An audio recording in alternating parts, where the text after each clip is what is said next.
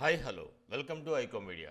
నాగ చైతన్య హీరోగా చందు మెండేటి డైరెక్షన్లో వస్తున్న సినిమా తండేల్. ఇందులో సాయి పల్లవి హీరోయిన్గా నటిస్తుంది. వీళ్ళిద్దరూ గతంలో శేఖర్ కొమ్మల డైరెక్షన్లో వచ్చిన లవ్ స్టోరీలో నటించి హిట్ పేరుగా నిలిచారు.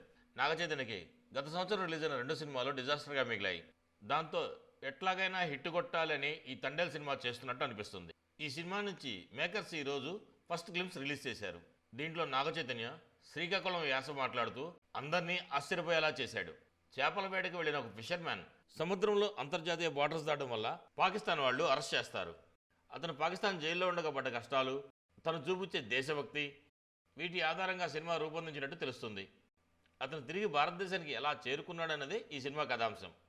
యాక్టింగ్ విషయంలో నాగ చైతన్య ఈ సినిమాలో ఒక మెట్టు ఎక్కడైనా చెప్పుకోవచ్చు. ఈ సినిమా త్వరలోనే ప్రేక్షకుల ముందుకు రాబోతుంది. ఫలితం ఎలా ఉంటుందనేది వేచి చూడాల్సిందే. మరో వీడియోలో మళ్ళీ కలుస్తాను.